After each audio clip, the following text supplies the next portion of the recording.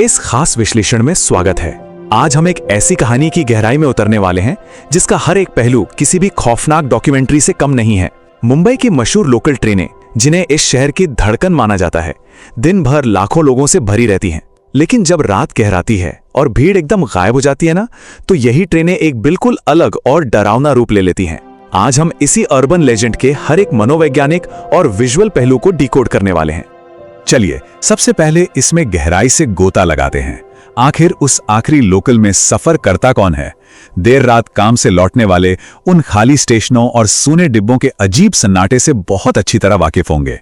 दिन के इतने शोर शराबे के बाद आधी रात को एक खाली डिब्बे में बैठना शुरुआत में तो राहत भरा लगता है, लेकिन क्या उस खालीपन में इंसान सचमुच अकेला होता है? ये एक ऐसा सवाल है जो आधी रात के हर एक यात्री के रोंगटे खड़े कर देता है। क्या वो खाली डिब्बा सच में सुरक्षित है? मुंबई की लोकल ट्रेनों को अक्सर इस शहर की लाइफ लाइन कहा जाता है, और ये सच भी है। दिन के वक्त यहां पैर रखने तक की जगह नहीं होती। दरवाजों पर लटकते लोग, स्टेशनों की भारी भीड़, ये सब बहुत आम बात है। लेकिन जरा इस भयंकर कंट्रास्ट के बारे में सोचिए। जो जगह दिन में इतनी जीवंत और सुरक्षित लगती है, वही रात के सन्नाटे में एकदम से किसी वीरान और डरावनी जगह जैसी क्यों महसूस होने लगती है? रात के 1:15, ये वो सटीक वक्त है जब शहरी अकेलापन अपने बिल्कुल चरम पर होता है। जरा इमेजिन कीजिए, एक ऐसा खाली प्लेटफॉर्म जो किसी सिक्योरिटी कैमरे की धुंधली और दानेदार फुटेज की तरह वीरान दिख रहा है। कोई हलचल नहीं, सिर्फ एक थका हुआ यात्री जो अपनी शिफ्ट खत्म करके घर लौटने के लिए इस आखिरी डिब्बे में कदम रखता है।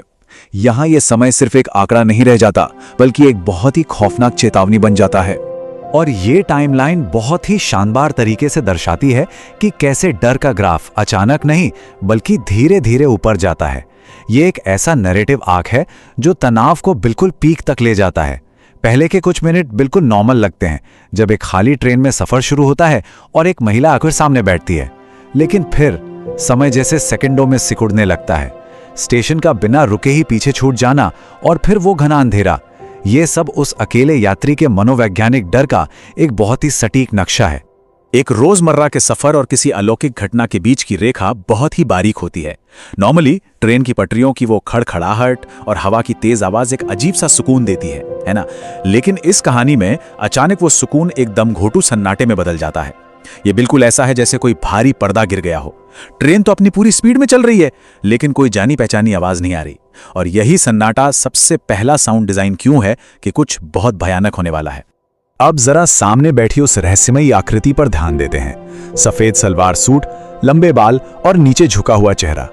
लेकिन जो चीज इस डिब्बे के खालीपन की पूरी उम्मीद को तोड़ देती है, वो है उसकी एकदम जमी हुई स्थिति। बिल्कुल कोई हलचल नहीं, न पलके झपकना, न सांस लेने का कोई भी संकेत।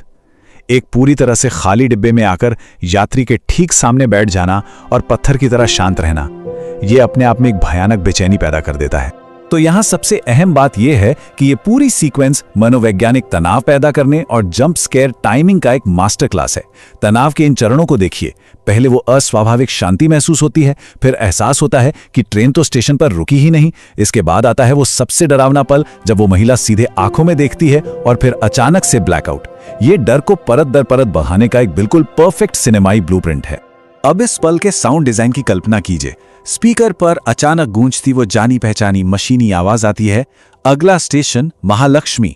इस आवाज से एक सेकंड के लिए तो राहत मिलती है कि चलो सब कुछ नॉर्मल है, लेकिन तभी वो खौफनाक रियलिटी हिट करती है कि ट्रेन की स्पीड तो कमी नहीं हो रही है, वो बिना रुके पूरी रफ्तार से प्लेटफॉर्म को पार कर जाती है। ये वो एग्जैक्ट मोमेंट है जब हकीकत पर से पकड़ पूरी तरह छूट जाती है। यहाँ जो विजुअल कंट्रास्ट है वो काफी डरावना है। बाहर प्लेटफॉर्म की टिमटिमाती लाइटें किसी पुरानी सीसीटीवी फुटेज की तरह खिड़कियों से अंदर फ्लैश कर रही हैं, लेकिन डिब्बे के अंदर का क्या? वहां सिर्फ घनी काली परछाइयां हैं। ये कंट्रास्ट उस शहरी अकेलेपन की फीलिंग को और भी गहरा कर देता है। रोशनी सिर्फ एक झलक देकर निकल जाती है और पीछे रह जाता है वो अंधेरा डिब्बा और उसमें कैद एक इंसान का सबसे गहरा डर। अगर हम अंदरूनी डर का विश्लेषण करें तो धड़कनें बहुत तेज हो चुकी हैं और शरीर डर से पूरी तरह जम चुका है। चेहरे पर दहशत बिल्कुल साफ है। ये वो क्षण है जब दिमाग खतरे को भांप तो लेता है, लेकिन शरीर रिएक्ट करने में पूरी तरह असमर्थ होता है। ये समझ आ जाता है कि इस लोहे की दौड़ती हुई मशीन में अब कोई और इंसान नहीं है, और सामने बैठी वो चीज यकीनन इंसान नहीं है। और फिर आता है वो पल जो इस डर को अपनी पीक पर ले जाता है। जब हिम्मत करके खिड़की के कांच में देखा जाता है तो अपनी परछाई तो साफ दिखती है, लेकिन ठीक सामने बैठी उस महिला की कोई परछाई कांच में होती ही नहीं है। भौतिक विज्ञान के सारे नियम यहां टूट जाते हैं। यह रियलाइज करना कि सामने मौजूद उस साये का इस दुनिया में कोई वजूद नहीं है, यकीनन किसी के भी होश उड़ाने के लिए काफी है। अब ऑडियो में आए इस शिफ्ट को नोटिस कीजिए। ट्रेन का सारा बैकग्राउंड शोर एकदम से शांत हो जाता है और सिर्फ एक फुसफुसाहट सुनाई देती है, क्या तुम मुझे पहचानते हो? यह अकेला सवाल उस भारी खामोशी को चीर देता है। यह आवाज गूंजती नहीं है, बल्कि सीधे दिमाग में चुभती है। यह सिर्फ एक सवाल नहीं है, बल्कि उस आत्मा का बिछाया हुआ एक जाल है। और यहीं पर कहानी में वो गहरा इमोशनल ट्विस्ट आता है। वो आकृति खड़ी होती है और उसकी आवाज पूरी तरह बदल जाती है। मैं भी इसी ट्रेन में घर जा रही थी, लेकिन मैं कभी घर नहीं पहुंच पाई। इस एक वाक्य में सिर्फ खौफ नहीं है, बल्कि एक बहुत बड़ा दुख और त्रासदी छुपी है। ये हमें याद दिलाता है कि हर डरावनी अर्बन लेजेंड के पीछे अक्सर एक अनकहा और दर्दनाक सच छिपा होता है। इसके बाद पूर्ण सन्नाटा। जैसे ही वो अपना वाक्य पूरा करती है, डिब्बे की लाइटें अचानक से कट जाती हैं और ऑडियो बिल्कुल जीरो पर आ जाता है। ये खामोशी सच में कानों को बहरा कर देने वाली है।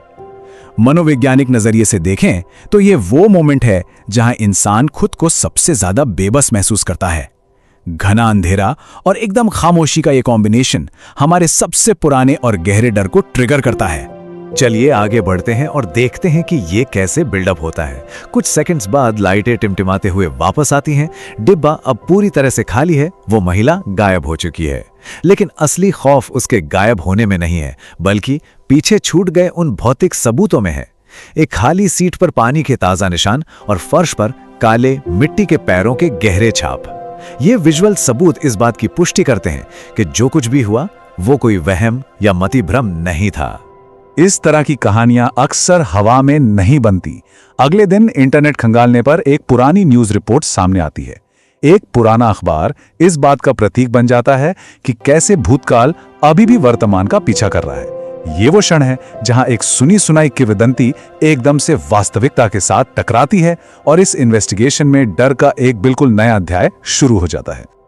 अब ये कहानी एक ट्रू क्राइम डॉक्यूमेंट्री के खुलासे जैसा रूप ले लेती है। रिपोर्ट्स के मुताबिक सालों पहले देर रात की लोकल ट्रेन में एक बहुत ही दर्दनाक हादसा हुआ था। एक महिला जिसने सफेद कपड़े पहने थे, ट्रेन से गिरकर उसकी मौत हो गई थी। और सबसे डरावनी बात पता है क्या है? ये दुर्घटना ठीक उसी रूट पे हुई थी। ये ऐतिहासिक तथ्य उस अलौकिक अनुभव को एक बहुत ही ठोस आधार दे देता है। और शायद यही वजह है कि ये किंवदंती आज भी जिंदा है। आज भी बिना किसी पक्की पुष्टि के ऐसी अनगिनत कहानियां लगातार सामने आती रहती हैं। लोग खाली डिब्बों में अचानक किसी साये के दिखने की बात करते हैं, या कभी कभी ट्रेन का बिना रुके कुछ स्टेशनों को छोड़ देना। ये सब महज अफवाहें हो सकती हैं, लेकिन ये उस डर को पूरी तरह से जिंदा रखती हैं जो लोकल ट्रेन के लाखों यात्रियों के मन में बसा हुआ है। हम इस विश्लेषण के बिल्कुल अंत में आ गए हैं, लेकिन एक बहुत ही खौफनाक सवाल अब भी बाकी है। क्या वो साया आज भी उस आखिरी लोकल ट्रेन में सफर करता है? अगली बार जब कोई थका हुआ यात्री आधी रात को उस सुनसान डिब्बे में कदम रखेगा, तो क्या उस खाली सीट पर कोई अदृश्य परछाई पहले से मौजूद होगी? ये सिर्फ एक कहानी हो सकती है, लेकिन क्या अगली बार ट्रेन की खिड़की में खुद को देखते हुए आप अपनी परछाई के साथ किसी और को ढूंढने की कोशिश नहीं करेंगे?